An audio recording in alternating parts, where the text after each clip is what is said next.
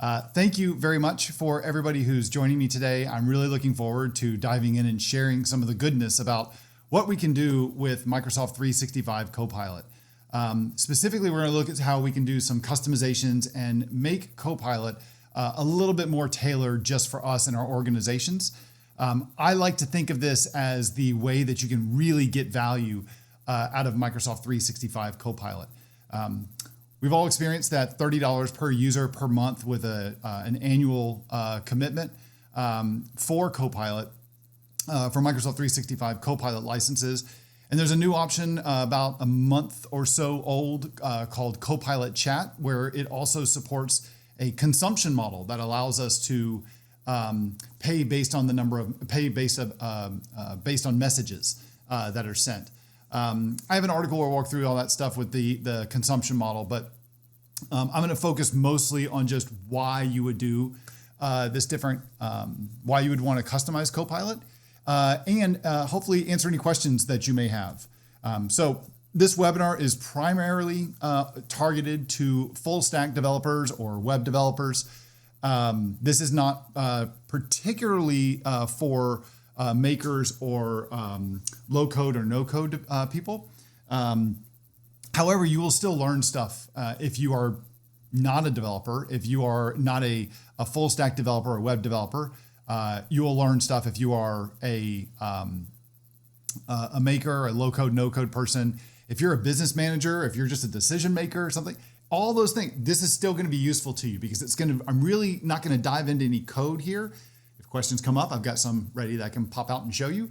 But the whole point here is for you to walk away, understand how Copilot works, and then where the limitations are out of the box, and where customizations are really going to come into play for you to create tailored experiences. That's where you're really going to get the value out of this. So let's go ahead and get started. Now, I want to first start off by just introducing myself. My name is Andrew Connell. I'm a longtime web developer in the Microsoft 365 space. I've been doing primarily SharePoint development going back 20 years. But in the last 5+ years, I've been doing a lot more work on Microsoft Teams development. In the last year or two, more work with SharePoint Embedded. Also I do a lot of work around SharePoint Framework, and spending a lot more time too with Microsoft 365 Copilot, and specifically around not the out-of-the-box story, but more focused around the customization story of how we can build custom agents for Microsoft 365 Copilot. I got a little bit of contact info here where you can find me. I'm mostly active on YouTube, LinkedIn, and Blue Sky. Also, you can see there are threads in GitHub. Well, I live in GitHub these days. But mostly it's like LinkedIn and Blue Sky is where you can find me. But I've also got my contact info there where you can also learn more and get in touch with me. I have a company called Voitanos where I focus primarily on really making you the best Microsoft 365 developer that you can be. And I do that through on-demand courses, free video, free email courses, articles, webinars like this, free webinars like this, workshops, group coaching programs like 8-week-long application development accelerators for both Teams and SharePoint Framework. So lots of different options that are there. I'm also I think a 20-year or 21-year veteran of the Microsoft's MVP program, where I've been a MVP, been recognized with their annual award every year since I think it was 2005. It's always hard to tell, how old are you or how old is somebody? It always messes me up. Okay, so let me go quickly just kind of explain what are we going to cover in this webinar. I'm going to start off by just explaining, Microsoft 365 Copilot and understanding how it works, because if you understand how it works, you're going to have a better understanding of where you can hook in and change how things work, or to customize it and really make it your own. We're going to talk about the two different ways that we can customize and extend our Copilot experience by creating custom agents. And there's really three main ways we can do that, 3 or 4. So one of them is by creating custom instructions for our agent so that we can set the tone, we can tell it if we want it to be funny, if we want it to be professional and engaging, not creative. There's a whole bunch of stuff that we can do. We can basically give it some really good instructions. Second thing that we can do with that is we can add capabilities to it. And by adding capabilities, those are things like giving it knowledge. And I'll explain where we do that, but that's essentially like, let's fill its brain up with some additional stuff. And what really makes this stand out from using something like ChatGPT that we have from OpenAI. The third thing we have, and part of that knowledge, there's different ways we can do that. We can do that by giving it additional content from our organization that does not live in Microsoft 365. We can also do it by giving it access to, or only filtering it down and scoping it down to only letting it access specific types of content inside of either SharePoint sites or OneDrive. And there's additional capabilities like crawling a site on the internet, or by giving it the ability to do code-based, things called a code interpreter, or being able to generate images. The other thing that we can do with this is we can give it teach it how to perform certain skills. And that is not changing its knowledge, but that is going to be more teaching Copilot how it can reach out to an external service when we've trained it that it knows how to do something. And when it deduces based on the user's prompt, it can deduce that, hey, I know how to go look up inventory information or customer data. And when it does that, when it realizes it needs to do that, it leverages the skills that we teach it to reach out to an API to get data real time. And essentially, we're on the fly, we're implementing what's called the RAG pattern, the Retrieval Augmented Generation pattern, which that's essentially saying, hey, based on everything you know and all of your knowledge, here's some more stuff that is relevant to what the user just prompted you about, and use that as additional context for generating your response.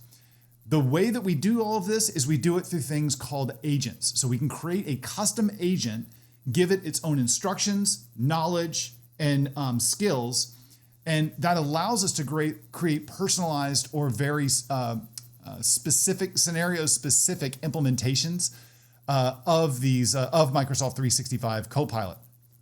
So I'm going to talk about all of these different things, when you would use certain things, when you would not use them. And then also we'll get into like, when should I go with a declarative agent, or when should I go with a custom engine agent? Now I'm going to focus primarily on the story that we have for developers, which is using the Microsoft Teams toolkit to create both declarative agents and custom engine agents. But with that being said, there are other options. We can use something called the Copilot Studio to be able to create agents as well. It can't do everything that we can do with the Teams toolkit, and it can do some things that we can't do with the Teams toolkit. So the Venn diagram between what's possible and what's not, it has a significant amount of overlap, but there are some things that are exclusive to each one. Because this is primarily for developers, though, I'm going to focus really on the Microsoft the Teams toolkit development story with this. Now, when you registered for this webinar, I asked you, what do you want to walk away from this? When you come to this webinar, what kinds of questions do you have that you want to ask and you want to get answers to? So the way that you can do this, some of the questions that you asked, some of the questions you sent me, you may see your question up here. So if you registered this morning if you registered today, then I didn't get your question yet. I did this slide late last night. So this is kind of how I summarize things. So there are some general questions here. So for example, you asked for some use cases and business applications for Microsoft 365 Copilot. I'll do that because I've built some agents for my company and that I use that make me much more productive. And so I'll give you some scenarios here. The next question somebody had, or another category of questions, was around governance, costs, and complexity considerations. So we'll talk a little bit about that. Some people asked about some very specific functionalities. So creating multiple choice questions from PDFs, connecting to APIs and databases, SharePoint integration and auto tagging, and automated weekly report generation. I would love to go into all of these. The second one, connecting to APIs and databases, we'll definitely cover that. But those other three things, remember, This is an introductory webinar on how we can customize Copilot. So those things are more scenario specific. And while I don't discount them, it's hard to do those and in an introductory one. But if you've got questions, I already see one person has already posted a question in the webinar's Q&A panel. I will answer every single question that you have. I have this webinar scheduled for about 90 minutes. I do not plan to take up the entire 90 minutes. I'm probably only going to talk for about 50 minutes, 45, 50 minutes, maybe an hour. I don't have a ton of slides. My goal here is for you to learn something and to walk away with some questions answered. So I have plenty of time for questions, and I'll answer them. If I see a question come in, I will answer it as it comes in, and I will, if it's relevant to what we're talking about right then. So I see the question here about CSVs and PDFs and stuff. I'll come back to that when the time is right. But I will answer your question. Another category of questions: agent capabilities and interactions, consuming list elements, and working with documents. Not sure what you mean by list elements. If you mean from a SharePoint site, I'll talk a little bit about that. Agent communication and handoffs. Well, handoff is something we heard about last year, and it's kind of not being done in Copilot these days. But the agent-to-agent communication is more like autonomous-based stuff, and it's possible, but it's still early on doing that, and I wasn't going to go into that much detail with that today. So just cards on the table. The other question somebody has: using SharePoint list data. I'll talk a little bit about that as part of a limitation, but then I'll show you how you can get around it. And then finally, customizations and implementations. So like integration with Azure AI services, or when to use different types of agent extensibility, and the differences between the Teams Toolkit and Visual Studio options. We're going to go through some of that stuff. It's not going to be an exhaustive Teams Toolkit and Copilot Studio comparison. To be quite frank, I'm doing a workshop on that, an entire workshop on that at a conference later this year with a colleague of mine. It's a full day workshop. So I can't, and the whole thing is about Copilot Studio and Teams Toolkit. So clearly I can't do that in just an hour of our session. But if you're interested in that, I can tell you more about that if you like. Just post a question in the chat. Okay, a little bit of a preamble here. I'm going to give you complete cards on the table with this. This entire webinar, if you're joining for this and you want to learn about what's possible and how does it work and what are my options for extending and customizing Microsoft 365 Copilot, this webinar is for you. Now, to be completely honest, at the end of this webinar, I want to share with you how you can work with me to get the most out of your Microsoft 365 Copilot investments. But this is going to be like 95% educational. I guarantee you that you will walk away and get an ROI on your time, a return on your investment of your time joining me for this webinar. You will get an ROI on this today. So I just want to be heads up with that. I am going to share something with you at the end, but if you're interested in it, but it's going to be done at the end right before I do questions. Okay, with that being said, let's dive in. Let's talk about how Microsoft 365 Copilot works. So first of all, what is it? Now you've probably seen a picture like this on the right. Microsoft has revised this picture in some of the more recent presentations they've done. Personally, I think the new one is a little bit harder to understand. But what Copilot is it's an AI powered productivity tool that's going to help your users stay in the flow of their work across all Microsoft 365 applications. And that includes things like Outlook, Microsoft Teams, Word, etc. And it does it by grounding your prompts and its responses, but not the prompts, but grounding its responses with your organizational data. And Microsoft refers to it as Microsoft Graph data. You'll understand why they say that in a minute. But essentially, the difference between using Microsoft 365 Copilot and using something like ChatGPT is that ChatGPT has a wealth of knowledge that it has accumulated from all of its training and by the underlying models it uses, from all the training it's done when the models were actually trained. But that's about it. When it comes to Microsoft 365 Copilot, it also has all of that knowledge because it's using the same models that ChatGPT uses. But the thing that it also has is out of the box, it also has additional knowledge from your organizational data inside of your Microsoft 365 tenant. That includes chat messages inside of Teams, emails, meetings, transcripts for meetings, files in SharePoint and OneDrive, etc. Now, there are asterisks and like tangents to each one of those things I just mentioned. We'll get through some of that stuff today. But just know that that's like the additional stuff that it has. It's basically, think of it using Copilot, ChatGPT, but also having my domain expertise and knowledge of my organization. So it offers, like I said here in the second bullet point, it offers knowledge such as emails, chats, etc.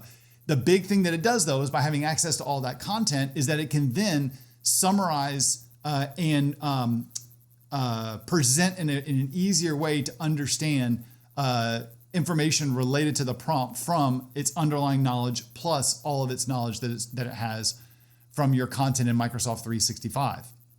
So over here on the right-hand side, this is kind of like how Copilot looks. And you're going to see a picture similar to this towards the end of my presentation because it's going to really show you where you can go through and make some changes. So again, let me just make sure that we're clear on how this picture is set up. On the bottom part right here, when you hear Microsoft talk about foundational models, these are the OpenAI based models that ChatGPT and Microsoft Copilot are founded on. So these are the large language models that have a bunch of underlying knowledge from crawling the internet that it can use to rationalize over all of this content. Then it also has access to all of this additional knowledge. So this is going to be out of the box data coming from Microsoft Graph, data which is going to include all of the stuff that you have that Graph has access to, like transcripts from meetings, emails, files in OneDrive and SharePoint, etc. It's also going to have access to all of the content in Dataverse, so all of your Power Apps that you've invested in, you're going to have access to that, and data from Dynamics 365 Sales is also going to be available to us. In addition, it can also have access to the internet, and you'll see how we can customize that. And then finally, we have all these skills, and these are things that we can teach Copilot to not only just be able to summarize content, like up here, we're just summarizing. We're not able to act on it. We just have read access to it. Whereas these skills have not only read access to maybe large data stores like an ERP or an inventory or a CRM system that doesn't live in 365, but it also is going to give us the ability to even perform actions on those different services or those different endpoints. So all of this is controlled using this thing called the orchestrator. So the orchestrator is the thing that gets the prompt from the user experience. It rationalizes over that, trying to figure out what is the intent of this prompt, what is the user asking, and it then is going to go collect some data from its knowledge sources. And then it's also, if it deduces that, hey, the intent of this prompt is to go get data from an inventory system, I can go reach out and go get data from that inventory system and add that as some of my additional content. So it's going to take all of the knowledge that it already has, plus additional data that it's accumulated from these real-time services, and then it's going to send it down to the foundational model, which has all of the foundational data, rationalize over the response, and then over all that data, generate a response, and then return that back to the user. All right, that's the gist of how this works. Now, I just jumped 2 slides? No, just 1 slide. Okay. So the challenge that we have with everything I just showed you is that while it's great, out of the box, Copilot only has access to all the content inside of your Microsoft 365 tenant. That's what Graph has access to. Show me an organization today that has 100% of their business inside of Microsoft 365. And I'm sure somebody can show me that, but they're very, very few and far between.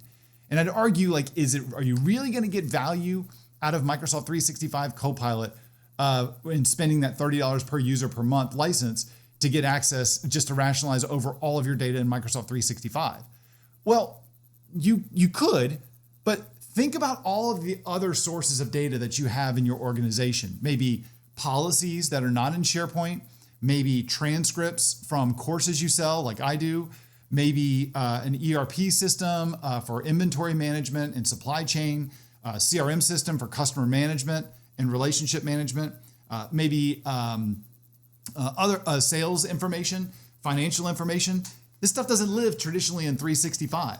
And so maybe you want to be able to give Copilot access to all of that information so that it has a full picture of your company and all of the data. So when someone asks it a question, it can have full access to all of that. Or I can create a scoped thing where it's just like a customer or a lead Copilot that I can ask it questions about potential leads that I'm working. So the way that this works is that I can add my own knowledge. I can add my own skills to this. I can also give it special instructions so that it can only do specific things. This is what Copilot gets out of the box, right? Now, the way I customize it is I'm going to go create my own agent, which is still going to have a lot of all of the same stuff, but my other agent is also going to have additional knowledge and additional skills. And maybe there's like a nice little veneer over my other agent over here that Copilot's talking to. So this out of the box Copilot is going to talk to my custom agent, and it's going to be able to respond based on the instructions that I've told it, or like, you're only interested in speaking about these specific things. Like, I can't change the system or the base instruction set that the out of the box Copilot has. I can just create my own agent, and then Copilot will use my agent. All right. So that's the gist of how the extensibility stuff works. Oh boy. All right. Now this is how Copilot under the covers works. So how does this work? So follow along with me here. Okay.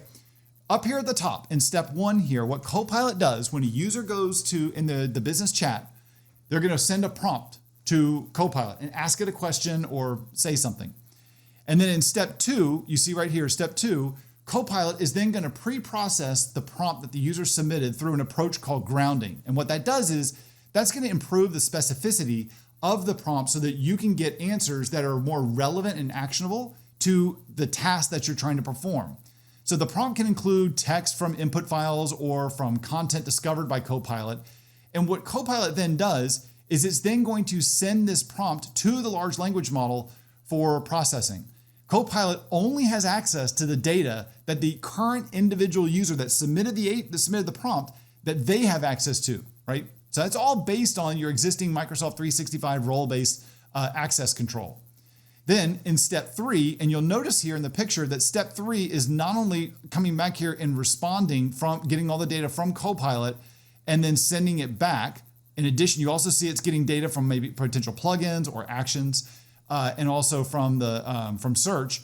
It's then going to send all of that over to the prompt over to the large language model, all right, and have it go through and rationalize over some of that stuff in step 3. This is where it's taking the response from the large language model, and then it's going to do some additional post-processing of that data.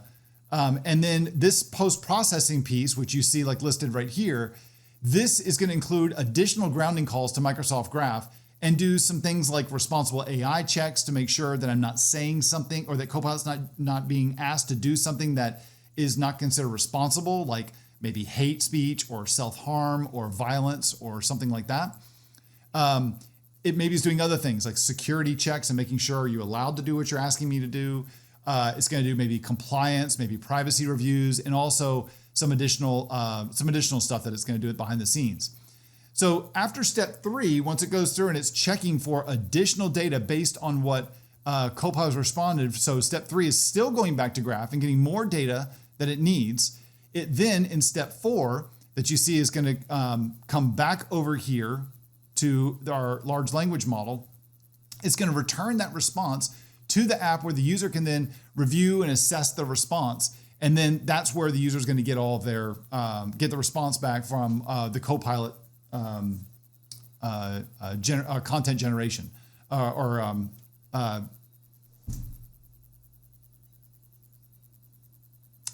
when it generates a response is what I'm trying to say. Took me a second.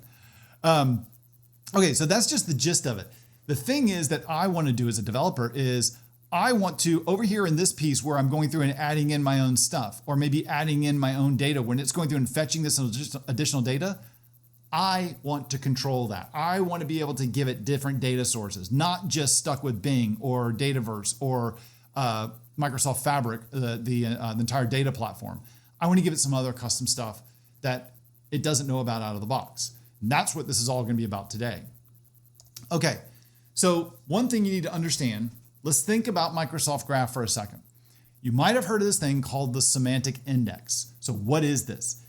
When I said previously that Copilot has access to all of your graph data, it does, but the more specifically is what I want to say is is that it's accessing a semantic index that is sitting on top of Microsoft Graph. And what that is a vectorized database of all of your content. Now, there's actually two of those. There's one for your organizational data, and then there's one for your data. So there's like an index that has individual communications and stuff like that I can only see the stuff that I've been involved in. I can't see everything else. I can only see chat messages that I've been involved in with somebody else, but I can't see when like two of you go have a chat message. That's going to be in the user index, but it's not going to be something that I can see unless I've been given permission to it. So these two indexes, these two things, the tenant-based index and the user index, they sit on top of Microsoft Graph, and they now are going to give Copilot additional access to content inside of Microsoft 365 above and beyond its foundational knowledge. This first bullet point you see right here, this large language model knowledge from the initial training it had. So then it also has access to all the data inside of Graph via this semantic index. And then, as I've talked about before, it's also got access to apps inside of Microsoft 365, and it also has access to content on the internet. So this is going to help you interpret our user queries and produce more contextual relevant responses. And it starts with prompts in the Microsoft 365 Copilot experience, or what's called BizChat, with the data from Microsoft Graph that's used for grounding, which basically says, when I say grounding, if you're not familiar with that, that's me basically saying, hey, when you respond, I want you to respond in context to this, right? To this context here. So like, for example, if I said, if I asked you a question of, what's for dinner tonight, each of you are going to give me a different response because you're grounded on what your plans are this evening with your family or spouse or significant other, whatever, or solo, right? So it's all that grounding is all your context. That's what grounding is, all right? And it does this by searching through billions of vectors, which are just mathematical representations of phrases to figure out like this phrase is closer to this one. So vectors, if you're not familiar with this or you heard this concept of embeddings and vectors and vector databases, an embedding is taking some text and generating a mathematical representation of it. Where basically you can think of like, I'm going to take this block of text and I'm going to put this block of text on like a three-dimensional like chart. And then if I take some other text, it's going to give me a new mathematical representation, and that's going to put it on the same chart, but it's going to help me see like where are they related. So for example, if I generated an embedding for the word dog and for the word cat, those two are going to be somewhat close together. They're both domestic pets. They're both animals, but there's some differences between them. Now, if I also had an embedding for puppy and an embedding for kitten, well, puppy is going to be closer to dog than it is cat, but it's also going to be closer to kitten than it is cat, right? Maybe not as close as it is to dog. But these mathematical representations, all of these embeddings, we store them inside of what's called a vector database, and then we can run prompts against this to say like, here's some other text I'm looking for, and I'm looking for content that is related or closely related, or based on whatever the query is, how much related or how closely related based on the response that I get back. That's a fundamental AI concept, is this whole embeddings and vectors. Okay, so that's just a little bit of like AI like grounding, right? And getting and understanding how Copilot works, and just understanding how all this stuff, how like just the gist of doing queries with AI works. So now let me talk a little bit about what an agent is. Now, an agent is the phrase that's being used across the industry, not just a Microsoft thing. In fact, Microsoft used to call these things something different, but they have settled on the word. They used to call them just separate Copilot. So if you remember about this time last year or summer of 2024, Microsoft was talking more about creating your own custom Copilots. Well, the industry now says, no, you're really creating an agent, and an agent is what's doing all of the work. So what Microsoft used to call like individual copilots, now they're calling them agents. And the way it works is in Microsoft 365 Copilot, it is going to call agents. So it has its out-of-the-box experience, and then for us to create a custom experience, we're going to create an agent or lots of agents. So an agent is a couple things. It is a scoped version of the out-of-the-box Copilot. I have a Copilot for working with leads. I have a Copilot for working with students. I have a Copilot for answering questions from my students, where I have knowledge that I've created, a knowledge blob inside of my tenant of all of the transcripts from my my courses on the SharePoint framework. And then it also has all of the content that I've written and the transcripts from my YouTube videos that are published on my YouTube channel, and content on my like the articles I published on Voitanos, so that when a student asks me a question, when I ask Copilot to use my student, like, you know, it's called Ask AC. Just I go by the initials AC, so Andrew Connell, go figure. When I ask AC, I ask my agent a question, or I take my customer's question, my student's question, and I plug it into that agent. What that agent does is it's going to basically, I've told it to not be creative, to only look at the knowledge that it already has. Don't look out on the internet.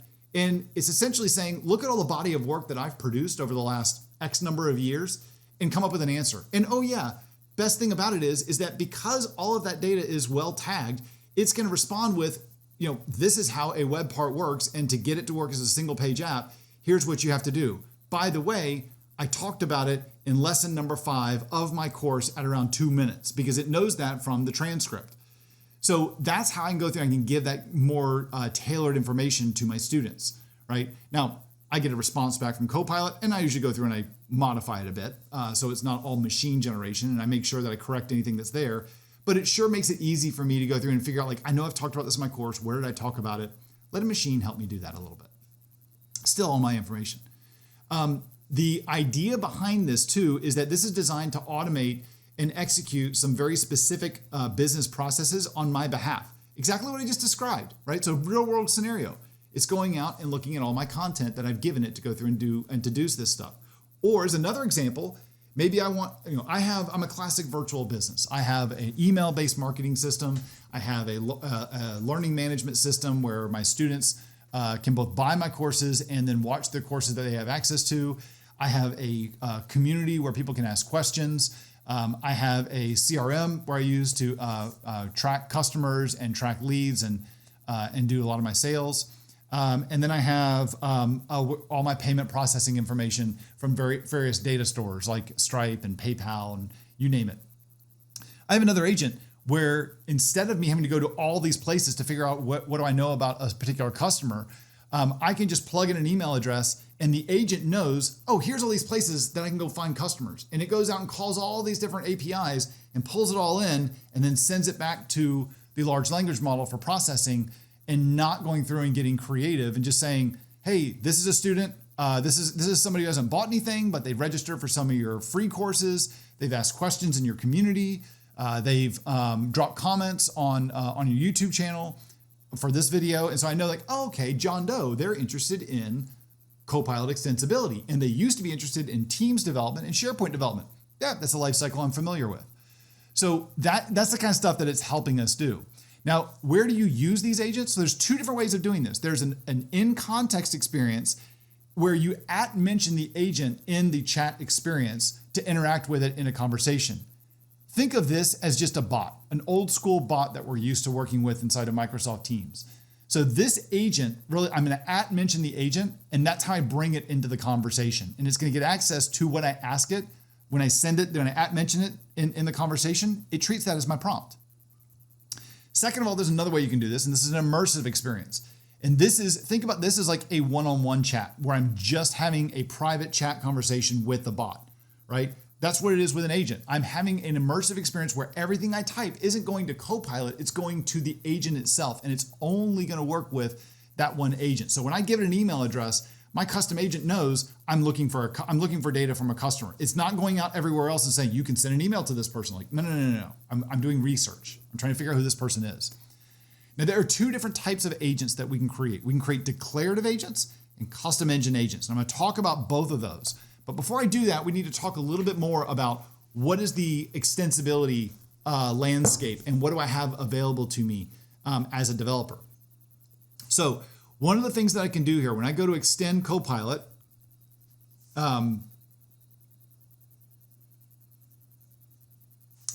Just saw somebody's question here. Just see. Let me come back to that piece in just a second. Same person asked a question earlier. This one's about organizing or labeling data.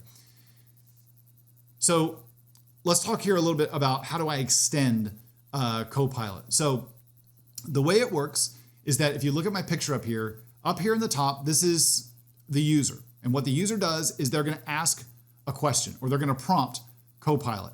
So what does Copilot do? Well, again, it's got all of its, out of the box stuff that it has access to, the ability to use actions. We used to call those plugins, hence the puzzle piece. And then it also has access to all of the foundational learning training that it has and data inside of Microsoft Graph through the semantic index and other knowledge that we create or that we add to it. So what we can do as a developer, there's two main things that we can do. One is that if we have like static content, right? So articles or transcripts from courses or policy manuals and procedures and stuff, standard operating procedures, we can take that content and we can give it to Microsoft Graph, and Graph will then index that content into the semantic index so that now when Copilot goes to ask a question, my agent is going to be able to say, I only am interested in these data sources, so your foundational knowledge plus these are called connectors. So I'm going to add in my own Microsoft Graph connector of an additional knowledge source. So here's more data that I'm teaching you, all right? Notice one thing with this. This is a one-way action that is going into the index. So this is not a read-write thing. I have to create a process, myself as a developer, I have to create a process where I'm going to load that content into the connector, and then I have to wait for a certain amount of time for Microsoft Graph's indexing process to vectorize or create embeddings and vectorize that data and then store it inside of our vector database, inside of the semantic index. All right. The other thing that we have is we have these things. We have, let's say, for example, I also am working in an environment where I have additional systems in my organization. So these are the ERP, CRM, Salesforce, sales and marketing, could be Salesforce, payment processing, you name it. So I basically have these databases, right? And what I want to do is I want to give Copilot access to some of that data. So notice here, this is a read-write operation. So notice the arrows are going in both directions. What that does is I'm simply teaching Copilot or teaching my agent, you can do these things. And when you need to do those things, these are the APIs that you can call that map to those specific tasks.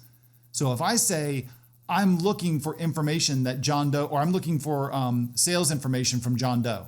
Well, it knows, well, you're asking for John Doe, so I got to figure out what his email address is. So I'm going to go do a search against the CRM system or the email marketing system to figure out who is John Doe. And so it's going to grab one or a couple matching email addresses, and then it's going to go back and go to one of my other actions that it knows about to say, I'm looking for sales data. So I'm going to go to PayPal's REST API and Stripe's REST API to go find information about what they have access to. So these are the two different types of things that we can create. Now I see Shine had a question here saying that when he was working with Copilot Studio, he didn't see Graph Connector as one of our knowledge areas to use, and if that's available now or if it's coming. I don't think that is something that we have access to inside of Copilot Studio. I don't know what their plan is on adding it. This is one of those things that may be outside of that Venn diagram and is only available to us over inside of a declarative agent. Furthermore, this is one of those things that, let me go through. I'm just going to give you a thumbs up on this. Just give you a thumbs up showing that I've answered it. And then this may be one of those things as well, where there's a way to go through and to create a connector through the Microsoft Admin Center. I'll talk about that in just a bit. And that's going to allow us, when we do that, that's going to make it available also for search inside of Microsoft 365, which may also automatically make it available to Copilot. But just keep in mind, I don't think that we have a way to create a custom agent in Copilot Studio and say, I only want that data. It just gets access to either all of that data or none of it. And when I say all of it, I mean like if I create like 3 connectors, then it's all of the out-of-the-box data plus the semantic index plus all of these other connectors. Does it get access to all of that stuff? I'm not entirely sure with Copilot Studio. There's things that Copilot Studio does do that are helpful, but you really get more power and control when you're working with the Teams Toolkit. With the Teams Toolkit, I do get to build connectors, and we'll talk more about that in just a bit. Okay, so someone, Talal's asked, apart from read-write, when do you use a graph connector to extend data versus an action to an API? Great question, Jamal. I'm going to get to that. So what I want to do now is let's actually dive in to each of these different things that we can build, and let's look at like what makes the most sense. Okay, so when it comes to connectors, there are 2 types of connectors. You have Power Platform-based connectors, and you might be familiar with those based on stuff that you've done with like Power Apps or with Power Automate. If you're using Copilot Studio, you have access to all of those Power Platform connectors. Now, when it comes to Microsoft Graph connectors, this is the thing I'm going to focus more on going forward. And the reason why is because those Power Platform connectors, it does give us real-time data to get to outside sources that are outside, like real-time sources. And while they're available in Copilot Studio, they're not available in our custom agents that we want to create. So I can't use these in agents that I create with the Teams Toolkit. Graph connectors, though, I can. So that's what I want to focus on for a second. These graph connectors, they allow us to add organizational grounding data to the semantic index in our tenant. So it gives Copilot the ability to access and summarize diverse data sets from multiple different data sources, not just the data sources that we get out of the box in an out-of-the-box Copilot experience. So this way I can use Copilot as a research aid, as I've described already in looking when my customers ask questions about something with the SharePoint framework or Teams development, 2 things I teach on a lot.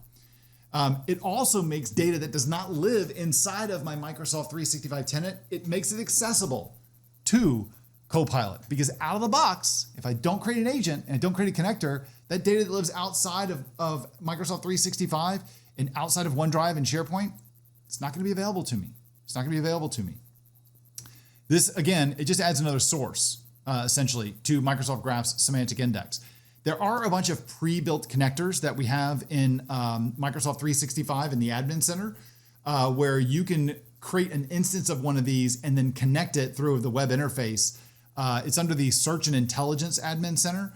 And when you do that, it's allowing us to kind of like have a more WYSIWYG kind of approach to go expose some of that data. So that's definitely something that you could do. But if you don't have one that already exists, or I want to shove data into it, that's something you would do. These things also can be set up to also crawl data from that external service on a specific schedule. If you're familiar with something called what was it called?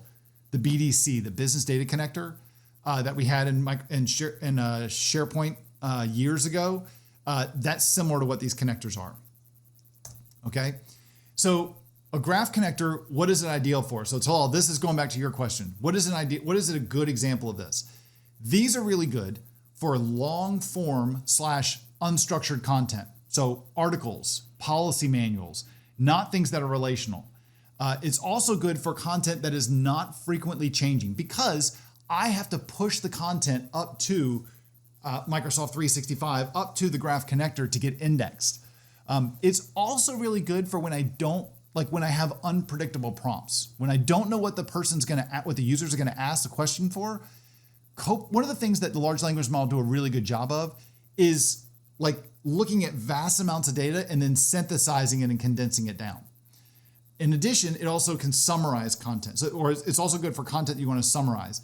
So these are all really good examples. Things like document repositories. So maybe I have content that doesn't live inside of OneDrive or in SharePoint. Maybe if you have a knowledge base or content on a website or a content management system, like a web content management system. My case, transcriptions for courses, video-based courses that I have. I have email courses, so the content from those is also inside of different graph connectors. So a bunch of different options with that. Now, one of the things that's neat about these graph connectors, I think that was the only thing I was going to say on it. Yeah.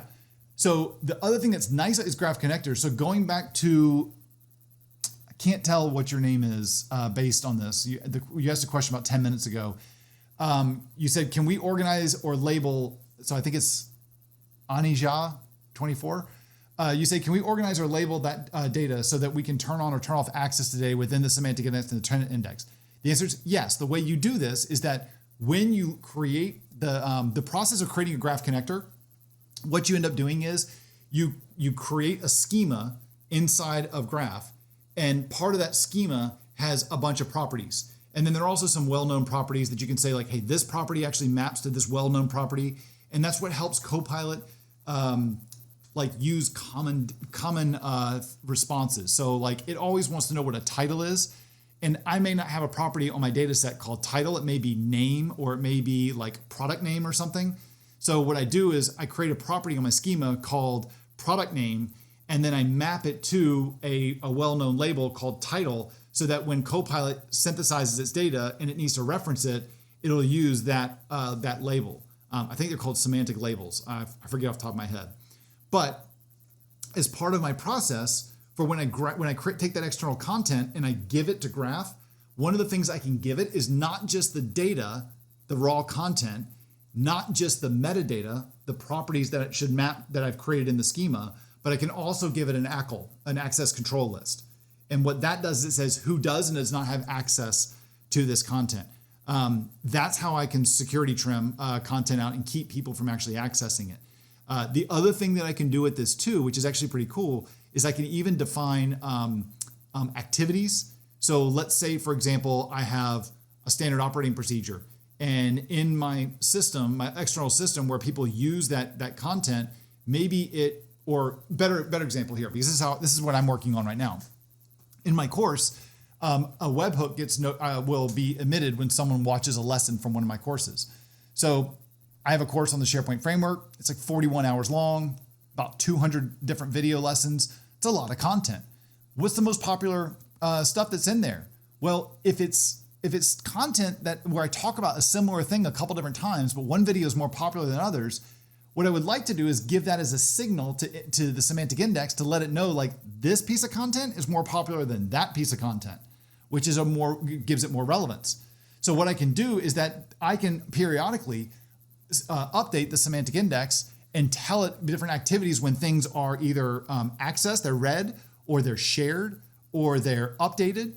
And those are different signals that I can pass in that the semantic index has access to. But also, like I said, and to answer your question, I can also go in and I can security trim in or out that data. Now that's on the connector side. Okay. When it comes to and because it's all done, this is all done with code, and you're importing it and using the Microsoft Graphs REST API to do that, you have control over all that content and where it's all going to go. It's different though when we come to actions. So let me come back to actions in just a minute. So I think I answered your question. If I didn't, then please come back and ask it again. Oh, the other one, you had another question here. You said you want to import CSV files connecting to a database, as well as importing large PDFs to create multiple choice questions. So you're the one that asked that question. And are there different data size limitations? Yes, there are. So it's a great question. You know what? I'm going to come back let me give you some of this right now. So when the question you asked there about the work accessing CSVs, yeah, you can totally do that, because CSVs are one of the out-of-the-box connectors that you can configure in the Microsoft Admin Center or the Search and Intelligence Admin Center. So one, yes, you could definitely get that. Now, do you have the ability to go through and do like security trimming and stuff like that and add ACLs? Not really, because you're just using the out-of-the-box stuff. If you write your own, which is actually very easy to do, then yeah, you can totally do that. The other part here where you talk about uploading these 150-page PDFs and their data size limitations. Absolutely. Now, these are always changing, so I don't want to quote you any numbers and have you say that, take these to the bank. It is documented in the Microsoft documentation. I just don't remember the most recent numbers, but think of it like this. If you have a very big file and it is inside of a document library in SharePoint or inside of OneDrive, or a very big file that you then give to the semantic index. So what you're going to do with that large PDF let's say it's a 1 gig PDF. Can I take all of the content from that 1 gig PDF and kind of just shove it into the semantic index? Yes. And the semantic index will also take the exact same thing when it crawls content from OneDrive and from SharePoint document libraries, but it doesn't crawl all the content. It only crawls some of the first part of the content. So for example, there was a time when I think it was like, if you had a 150 page document, only the first 20 or 30 pages was going to be indexed. So you're missing out on a lot of additional content when you do that out of the box, right? But there are other options.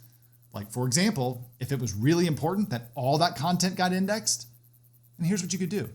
What you can do is you can take that data and you can embed it, create the embeddings yourself and store that in a vectorized database.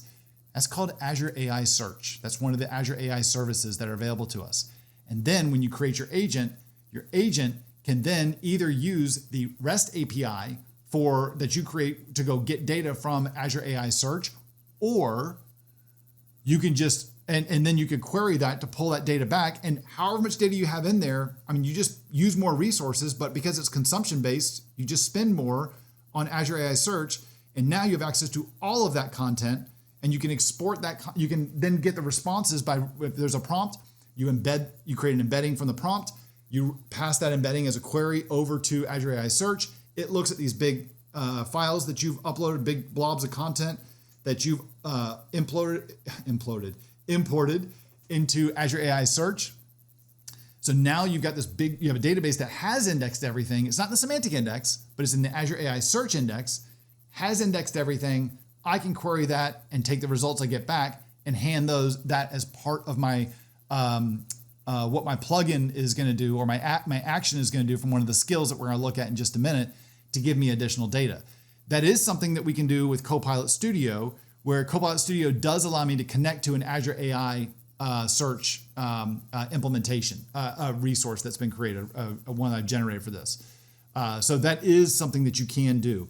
It is, if you just use the out-of-the-box stuff with the semantic index, it only indexes a certain amount of content though, right? And so that's a big blind spot that a lot of people don't have with this. When you just stick with the Copilot out-of-the-box experience, you can run into challenges with this. So, but this is where you really get the value out of this, because you can, if you have like large PDFs, or like I've got large transcripts from videos that are 2 hours long, is all of that going to fit in the index? I got to go look at the numbers again, right? But don't assume that if you have a large file, don't assume it's all going to get indexed, right? The number that sticks in my head is like the first 20 or 30 pages are only indexed in a 300 page or 150 page Word document or PDF, right? That's what sticks in my head. But again, don't quote me on that number, because I know there was updates that they announced at Ignite from changes, and Microsoft is trying to get these numbers bigger and bigger. It's like they're always working to go through and improve on this. So with that being said, all right, let's talk a little bit now about the other option we have, and that is working with actions. Now, what these do is these allow this enables the user prompts and interactivity that we have. This allows us to do more with external systems, all through a natural language interaction. So what you end up doing is you give Copilot access to real-time structured data. So these are the ERP systems and inventory and sales and CRM systems. Large data stores, large relational data stores, right? And I want to not only give it access to that content, but I also want to give it the ability to perform actions on that content. I'll explain how I do that in just a minute. So what it also does is that this is going to allow us to have something that has multiple actions or multiple agents. Sorry, one agent can then talk to multiple different endpoints, as I mentioned earlier, based on what I've asked it to do and what it's been trained to do. It then, once it gets its results back, it can then summarize its response based on all the data that it got back. Because the data it gets from a semantic index is just like, it's basically, here's all the stuff that I've learned as part of my training. I need more. So I go to the semantic index and I query it for additional stuff from my organizational data that's in the semantic index, which is what is basically Microsoft Graph. And then I'm like, and you need more data. So I'm going to go out to some real-time sources like inventory or sales or CRM, and I'm going to get more responses back. And now that's an additional data source, and I give all of that back to the large language model, and it knows how to rationalize, summarize, and synthesize all of its response based on all of that data I've provided it. Furthermore, it also lets me act on data. So if I tell it that it knows how to do something, like for example, in my case, remember I mentioned I have all these different systems, 4 or 5 different systems with different customer data in each one. Well, when I'm in my CRM system, I would like to be able to jump over to my sales system, or I would like to be able to jump over to my learning management system to see what courses somebody has watched or what they have access to. Or I'd like to go look at my sales system and see that data. So what do? Well, it's a little bit of a mess today, I'll be honest, but what I have is on each one of these, on some of these systems, I have the ability to add custom properties. And so inside of my learning management system, I have like 3 different URLs for how do I get to this customer in my CRM, into my email system, and into their payment processing stuff on PayPal or Stripe or whatever. Over in my CRM system, it's how do I get to them in email or payment or over into my LMS. So what I do is that when I ask Copilot, hey, or I ask my agent, my lead and customer agent, I give it an email address and I'm like, what do I know about John Doe? And it pulls all these different things back and it's like, we got an email that looks like this, we got a name that looks like this. These are coming from CRM, these are coming from here. And what I'll do is I'll kind of look at all of them, these tiles that all show up that all show up in my app or in the agent, and I then check specific ones. And I'm like, these are all the same people. And what the agent then does is it goes to each one of those different endpoints and it updates all of those URL properties and essentially syncs them all together so that I now know whichever system I'm in, it can pull them together.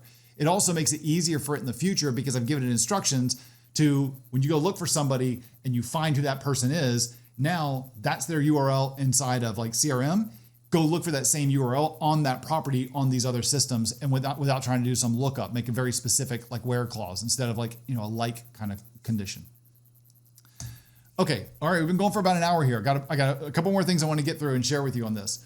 So I talked about these actions for Microsoft 365 Copilot. When do these make sense? These are good. Compare this to connectors earlier.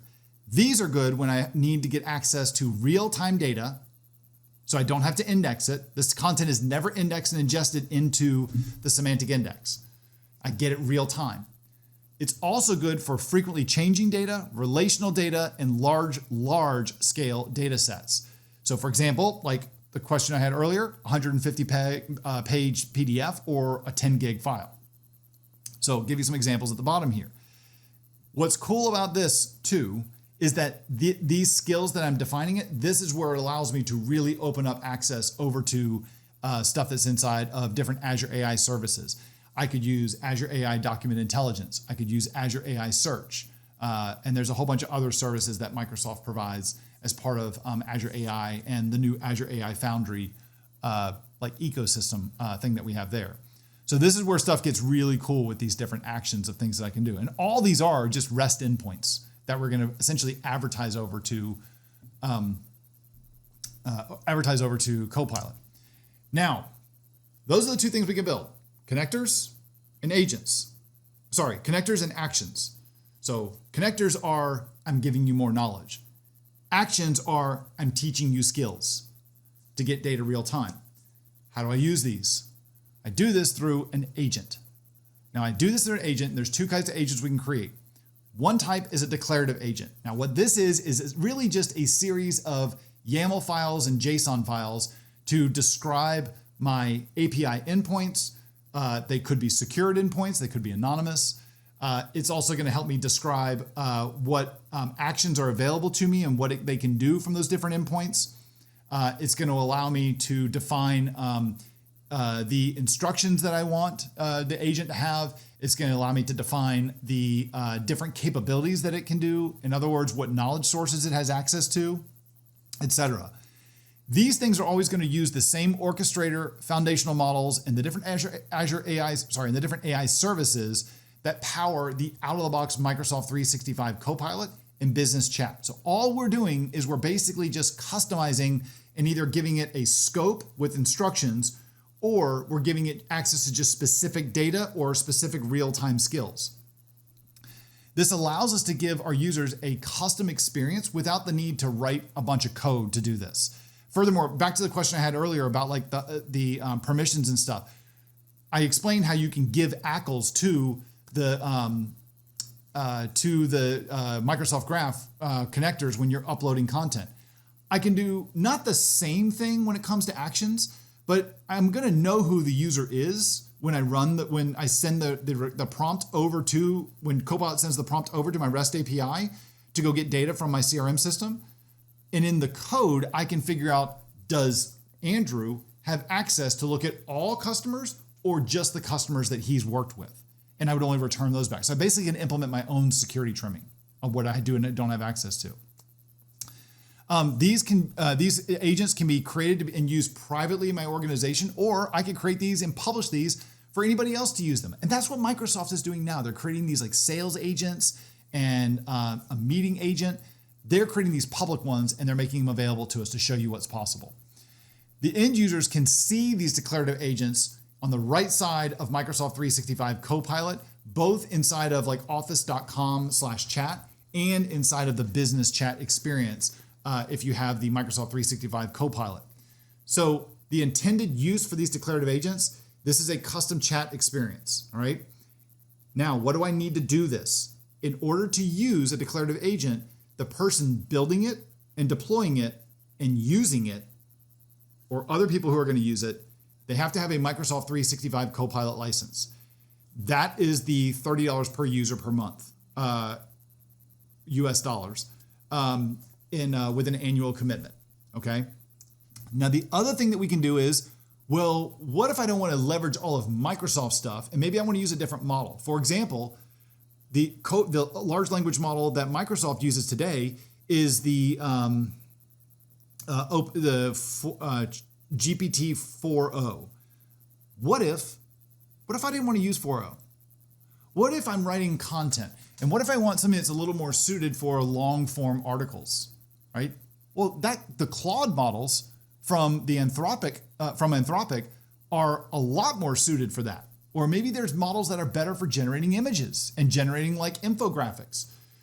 I can't change those. I can't change the foundational models when it comes to Microsoft 365 Copilot out of the box. And I can't change it when it comes to declarative agents because I'm still using the same orchestrator, the same, the same orchestrator, the same foundational model, the same Azure AI like security services and content safety and all that stuff. But with a custom engine agent, that's me basically saying, I just want the chat experience. I'm going to implement this myself. And instead of paying Microsoft a license for Copilot, I'm going to incur the cost of running all of my own services. Think of it this way. Well, I'll show you a slide in just a few minutes. But what's cool with this one is that not only do I get a lot more control and power because I can use all these different Azure AI services and I can use my own models and I can even set up my own orchestrator and I can even set up my own content security policies, right? I've heard stories of people who are working in like medical research and they're doing like research on breast cancer. And sometimes their prompts in Copilot are flagged as being inappropriate because it has the word breast in it. But clearly that's a research thing. That's viable stuff to ask about. But also clearly that could be used as like, sensitive content. So is it sensitive? Well, not in a medical scenario, but in a, let's just call it an other scenario. Yeah, it could be totally inappropriate.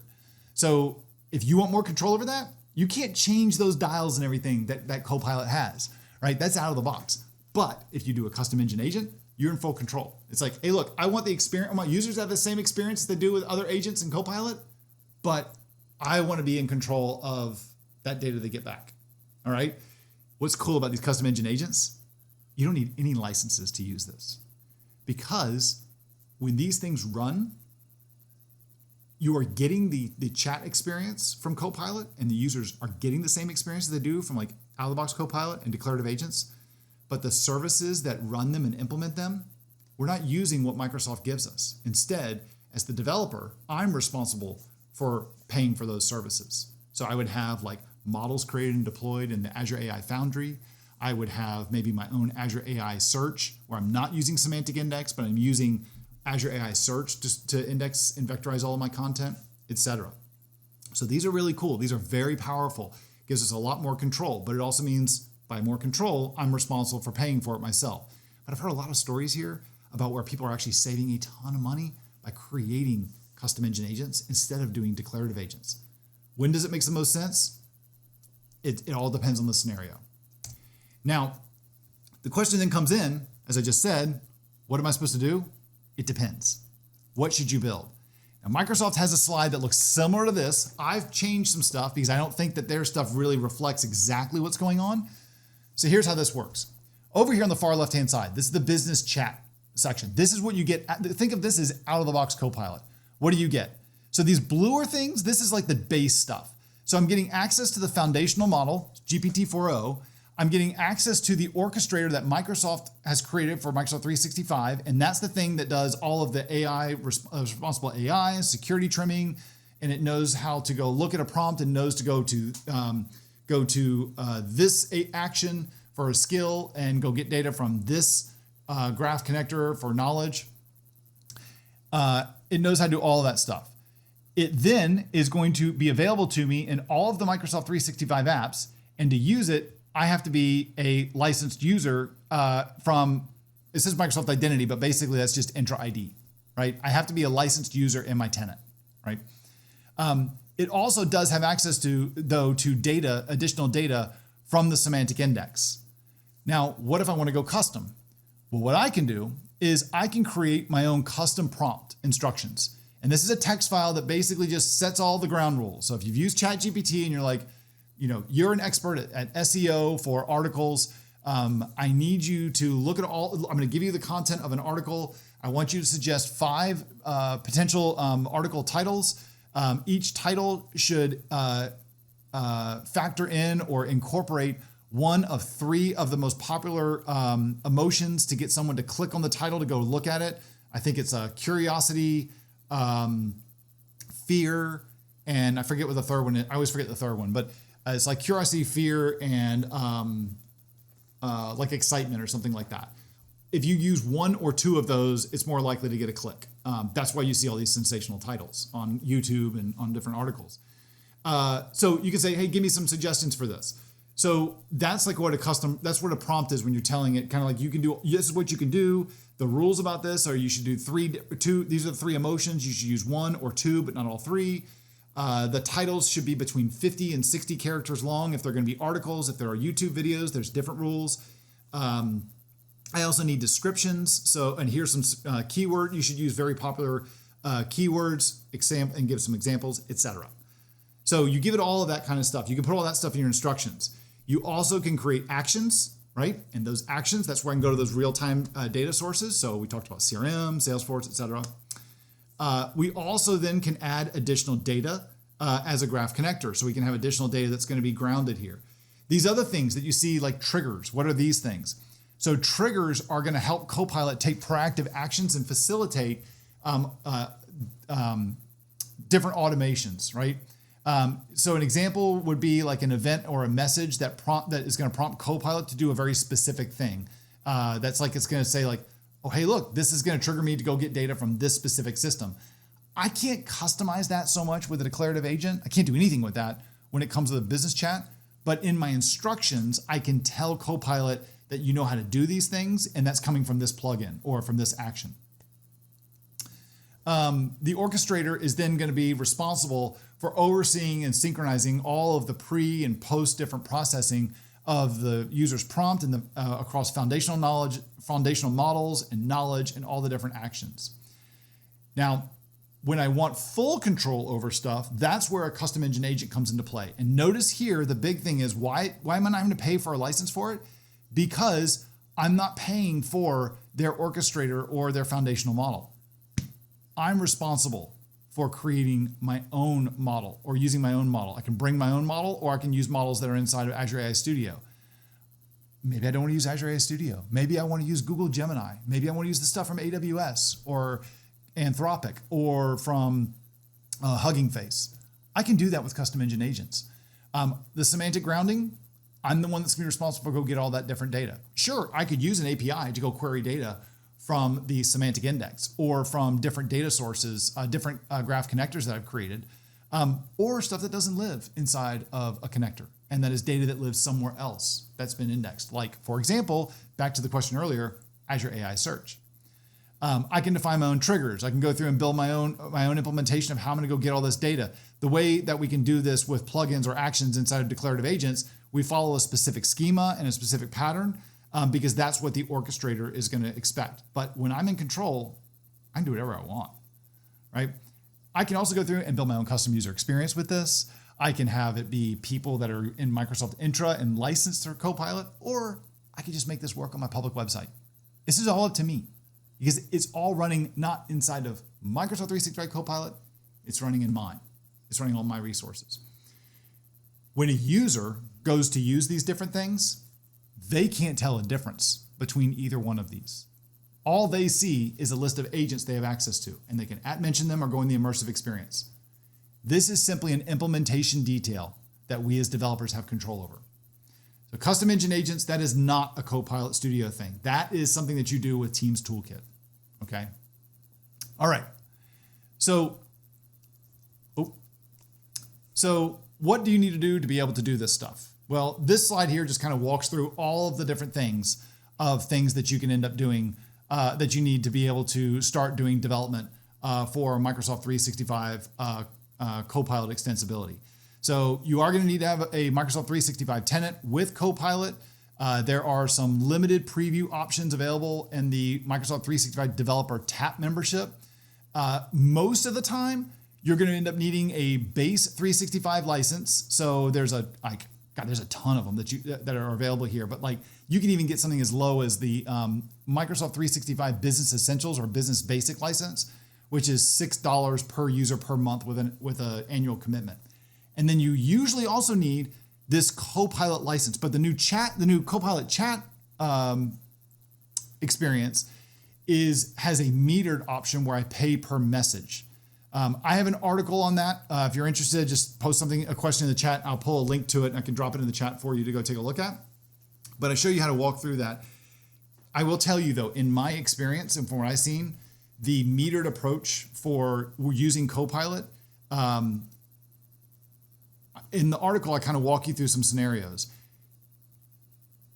In my opinion, it is really only useful in a developer scenario. Or for very, very small companies and small usage of Copilot. You'd be surprised. It's a penny per message, but one prompt is not one message. Like grounding data is going to be, I think, like 25 messages, right? And that's per prompt. And you may have multiple grounding things that it's having to go through. So it may have to go back and forth to graph a couple times or semantic a couple times. So you could be spending like 25 times 4 for a prompt. The cost can run away very, very fast. But in a developer scenario, that's good because it's easier to kind of control that. And it's all done through the Power Platform Admin Center. And you basically connect it to a resource group in Azure that's in an Azure subscription. And that way we can do metered billing because Copilot, all metered billing is done through Azure, whereas all license-based stuff is all done through Microsoft 365. One thing that does kind of suck about this is that if you are one of those fortunate people that still has one of those developer tenants from the developer program, you cannot add a Copilot license to this. You can, though, configure it for the consumption pricing, though. I've done that. Also, what about Copilot Pro, that other license that's out there? You can't extend that. This is only a Microsoft 365 Copilot thing. For graph connectors, you're going to go into the Microsoft Admin Center and into the Search and Intelligence section. And there's a setting in there where you need to set the graph connector that you want to use inside of your agent. You have to set it that it is enabled for inline results. So that's something you have to turn on. Also, indexing content is subject to available index quota within the tenant. There are limits on how much content, how many items, and how much data you can use inside of a connector and across all of your connectors. Furthermore, when you're when you're developing agents and actions, what we used to be called plugins. When you're using the Teams toolkit, you have to go configure in the Teams admin center. You have to go configure your site, your Teams configuration for allowing side loading of apps when you're doing the development of it. Because really, these agents, they're all installed as Teams apps, and you can almost look at these as they're just bots. Because really, that's all they are. They're just bots. They're just infused with AI. Okay. So let me kind of wrap this up. I got a bunch of questions that I will come back to, but before I do that, a couple things really quick. Of all the questions you guys asked, as I said, I went through lots of this stuff, and I hopefully have answered a lot of your questions, and I hope this was useful to you. For those of you who joined me, you're going to get an email from me later this afternoon with an option to leave us some feedback in a survey. I really would appreciate it. I'm trying to do more of these webinars more often. I'd love to know what webinars you're interested in. I've got a few that are scheduled for the next month or two that are up on my website on voitanos.io/webinars.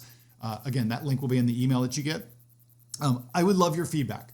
Let me know what you liked about this. What did you not like about this? Give me some constructive criticism. What do you want to see more of? What do you want to see that I'm not talking about right now? Let me know. I would love to go through and do more of these. There's one more thing, though, that I did say. So I told you that at the beginning of this webinar, before I do questions, I told you at the beginning of this webinar that I was going to show you how I was going to help you, how you could work with me on learning how to build more of these agents. So if you like this, if you liked what you saw here, if you give me just a minute, I'd love to tell you how I can help you. So I have a workshop, a 2-day workshop coming up next week. It's on March the 12th and the 13th. It's a virtual workshop. It is about 3.5 hours, a total of 3 hours per day of content on building declarative agents. In that, we do a lot of overview in our very first session that we go through. Each one, it's an hour and a half session, and then we do a 30-minute break, and then an hour and a half session. And we do that both days, on both Wednesday and Thursday of next week. And you can see all the timing and detail right there. In the first session, there's 4 sessions. So the first 90-minute session, it's a lot of what you saw here, but more time for questions. The second session on the first day, we create graph connectors. So I show you how to create a graph connector, and we go into a lot more depth on it. The third session on the morning of the 13th, that for that hour and a half, we go through we build actions. So we build REST APIs. I show you how to expose different endpoints for those, and even how to create custom visualizations for your content. And then we wrap it all up at the last session and create a declarative agent that uses all of this stuff that we've just created and learned for the previous 2 days. This workshop is, I've ran this earlier in December. My students that were in this, I got great response from this. I actually intended to run this sooner than next week, but it just didn't happen. So you can see here, Mohammed loved it. He said he loved the expert guidance, and he's now confidently able to and on track to build his first agent early this year.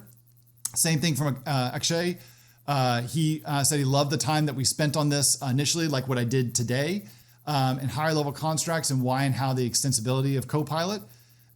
Rude is a longtime customer of mine. He said that just in a few hours, he's now up to speed in in a position to evaluate, design, and start creating declarative agents for his clients. It's well worth the money and the time when we went through this. Mark Rackley, you might know this name too, fellow MVP. He was with me on this as well. He actually went to the live version of this I did in person at a conference late last year.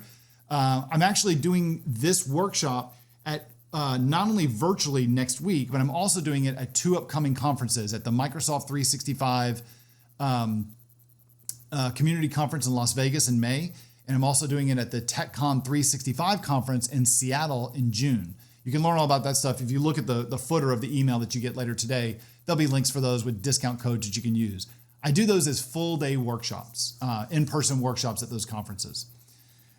So what kinds of things would you learn if you came to this workshop? Well, you're going to learn what you can and can't do with declarative agents, how to provide a custom, how to create and provide custom instructions for Microsoft 365 Copilot, how to use existing content in your tenant, including sources such as SharePoint Online, sites, and OneDrive, how you can add unstructured content through graph connectors, how to teach Microsoft 365 Copilot new skills through creating custom actions, how to leverage real-time and relational data with existing or new APIs, and then how we can use different developer tools like VS Code to create custom agents without an expensive Copilot Studio license.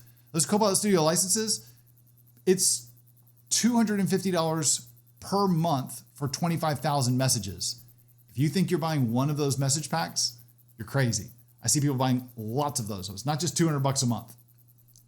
Okay, now, last thing I just want to tell you here, when is it? It's next week. It's Wednesday, March the 12th, and Thursday, March the 13th. It's from 11 a.m. to 2:30 to 12:30 is the first session, and the second session is from 1 to 2:30. Every session is recorded, and you get access to it after the session is concluded. If you're interested, for those of you who joined the webinar today, I have a discount code here for 15% off. You can scan that QR code, or you can go to that short link at the bottom. They both go to the same spot, and you can register for that for the workshop next week. I've capped it. It's only available to the first 200 students that register. There's plenty of space available right now, but I would expect this webinar is going to grab a bunch of them. And plus, when the recording goes out as well, it'll be I expect it to go through and get pretty close to filling up, if not sold out. So the link for this that you see there at the bottom and the discount code, they will also be in the email that you receive from me later today. And the recording for this webinar will also be available in the coming days. Now, with that, I want to thank you very, very much for joining me and sticking with me over the course of this entire webinar. I do want to run through your questions. So if you, let me take a look at what we've got submitted here, and I will take the time to go through and make sure that everybody is going to walk away with all of their questions answered. So let me just start from the bottom, just kind of scroll through this real quick. I've got to, okay, so a couple more questions. So this one was from 27 minutes ago by Anajija24. So can we use and connect to SQL Express across data with Copilot? And does SQL Express have a vector database capabilities? So the answer, I don't know about SQL Express having vector database capabilities. In fact, I don't even think SQL Server does. So can you connect directly to SQL? You can through one of the out-of-the-box connectors that's in the Search and Intelligence Admin Center. But even if you can't, you can always create an action that would talk to a REST API that then accesses data inside of SQL. I'm 99% sure that SQL does not have a vector database option. What does have a vector database option? There's a lot of different solutions that are out there, but Cosmos DB does have a vector database solution. In fact, that's what ChatGPT or OpenAI uses for ChatGPT. Okay, so I'm going to mark a little thumbs up on these questions as they come in, just for those of you to see when they've been answered. So next question, can Copilot connect to semi-structured data like JSON and YAML? Not out of the box, but through an action, yes. Instead of your REST API instead of your action talking to a REST API that talks to a data store, it would just look at YAML or JSON. In fact, I do that as well because all of my courses have a markdown file associated with them, and with the lesson description and a bunch of the notes under the description is in the body of the page, and then the top of the page has all this front matter, which is all in YAML. And so I extract that data and I make that available as part of one of my REST APIs to my agent. So you said, thank you very much for a great introductory course. Can I walk us through what we would get when we attend this course, Building Declarative Agents? That was 16 minutes ago, so I think I've already done that. Also, if you go to the website, the link to it that if you go to my website, here, I'll just show you really quick. Let's open up Chrome. Drop this over here. If you just go to my website, and if you go to courses and you go to Copilot, the only course I have is this workshop. And if you just go right in, you can click on this link, and it takes you straight to the registration page. So the courses, I didn't mention this, the workshop is just $199. That's less than I charged for it back in December, because I really want to get to as many people as I can with this. And so The 15% discount will knock off about $30 off of this workshop if you join me next week.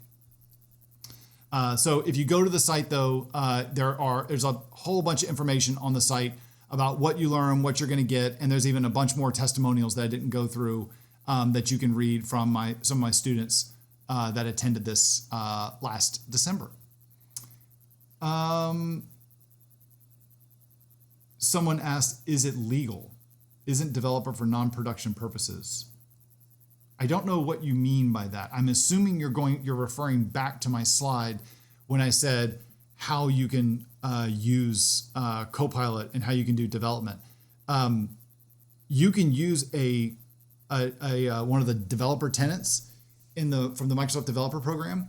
You can use one of those for creating custom agents. It's not supposed to be used for production stuff. I would not recommend using production stuff because those developer tenants, like Microsoft monitors through like automation, what you're using. Oops. Yeah. So Microsoft monitors what you're doing inside of those agents. Inside of those tenants. And if you're doing things that are not development things, then they may not renew your developer tenant. So I'm not saying to get around that by using it for production. That is not at all what I was trying to explain. I was talking about how do you do this stuff? How do you build agents? I'm talking about the developer experience. So it is legal, right? Because that's the intention. I'm not suggesting you use a dev tenant for production purposes. That's not what I was suggesting. However, most of you may know this. If those of you who don't, the developer program is basically frozen right now, and they're not distributing any of those tenants. In fact, that was the subject of my article that I published this week about a solution for giving us ability to do that. And this is just my proposal that I published in my newsletter. And there's a link in here too that kind of walks through why it's frozen, why you can't do stuff. What I propose is a paid developer program, but in the lieu of that, today when I'm telling my students if they want to do this, so like if you join me for my workshop next week and you don't have Microsoft 365 Copilot license, what I tell you to do is I would go buy a Microsoft 365 Business Essentials license that is $6 per user per month. You get your own tenant. It is an annual commitment, so that's going to be $72 US for the annual commitment. It's paid out monthly, $6 a month. And then what I would do is, if you want, with that, it's a commercial tenant, so you can use it however you see fit. But you can also use that for your production purposes. You can also buy the $30 Copilot license, and I talk about in these two articles down here about Copilot Chat, where this new option of the consumption billing, you can set up consumption billing to be able to try this stuff out. And there's zero commitment with that. This is kind of an overview on what this is. And I think I look at this consumption thing as a great option for developers. In this second article I have here, this is walking through how to set it up in your tenant. So I would, that's what I tell people to do. So like when I teach this, like when I'm teaching my Teams Accelerator, where we're going to cover this one in one of our modules, I tell people, if you want to follow along with the homework, this is what you're going to need to buy. I would do the consumption one. You're not going to spend much money on just testing things out. And plus there's no full commitment. All right. Okay. I've gone over by about a minute or two on my workshop time here. I'm going to go ahead and wrap this up now. I want to make sure that I'm respectful of your time. So thank you, everybody, for joining me today and learning a little bit about what we can do with Copilot, Microsoft 365 Copilot extensibility, and creating custom agents. I hope to see you next week in my workshop where we're going to create custom agents, custom declarative agents. And if we have time, we'll even talk a little bit about custom engine agents, but that is the focus on it is primarily on declarative agents, where we'll go into a lot of depth on all the things that we can do. So with that, keep an eye out for an email from me later today with a summary of what we went through today, a link to where you can provide feedback, where you can also give me some feedback on what webinars you would like to see, and then furthermore, where you'll find a discount code for 15% off next week's workshop. So with that, I'm signing off. I'm Andrew Connell. Thank you very much for joining me, and I hope everyone has a great rest of their day.